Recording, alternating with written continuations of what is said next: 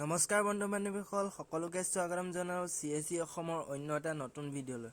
আৰু যোৱা ভিডিঅ'টোত আপোনালোকক দেখাই দিছিলোঁ আপোনালোকে কেনেকৈ লগইন কৰিব আপোনাৰ অমৃত বিশ্ব আন্দোলনত। যদি আপোনালোকে ৰেজিষ্ট্ৰেশ্যন কৰিছে, হয়তো আপুনি গোটৰ সংঘৰ পৰা কৰিছে বা আপুনি পাৰ্চনেলি কৰিছে।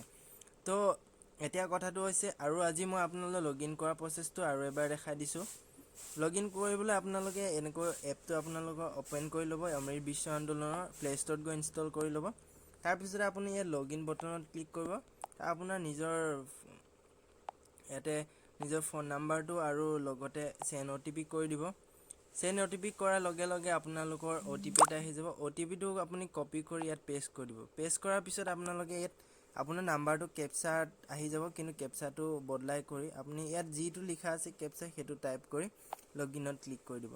লগইনত ক্লিক কৰাৰ লগে লগে ইয়াত মোৰ সংঘ মেম্বাৰ বুলি লিখা আছে। সংঘ মেম্বাৰ হ'ব বা আপুনি পাৰ্চনেলি কৰিলে আপোনাৰ নামটো থাকিব আৰু পাৰ্চনেল বুলি লিখা থাকিব। এতিয়া হৈছে আপোনালোকে ফটো কেনেকৈ আপলোড কৰিব। ফটো আপলোড কৰিবলৈ আপলোড বটন আহিব।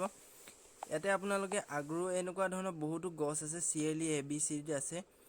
যিটো গছ নেকি ইয়াত লিখা আছে সেই গছবোৰহে আপোনালোকে ফটো উঠি আপলোড কৰিব পাৰিব। আৰু সেইবোৰ আপোনালোকৰ পঞ্চায়তৰ থ্ৰুৱেদি গোটক দিয়া হৈছে, আৰু গোটৰ মেম্বাৰবিলাকে গোটৰ যি নেকি মেম্বাৰ আছে সিহঁতৰ পৰা ল'ব পাৰিব। আৰু যদি আপুনি পাৰ্চনেলি কৰিছে, ইয়াৰ পৰা আপোনালোকৰ কিছুমান আম গছ আৰু তেনেকুৱা শিলিখা এনেকুৱা ধৰণৰ গমাৰি কিবাকিবি গছ আছে, সেইবোৰ আপুনি কালেক্ট কৰি ল'ব।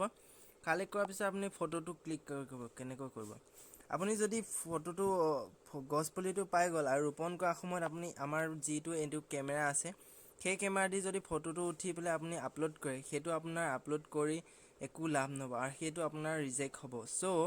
আপোনালোকক মই ভাল সুবিধাজনক এটা এপৰ বিষয়ে আজি ক'ব ওলাইছোঁ, কেনেকৈ আপোনালোকে সেইটো ফটো নেকি আপলোড কৰিব। ব'লক মই দেখাই দি আছোঁ।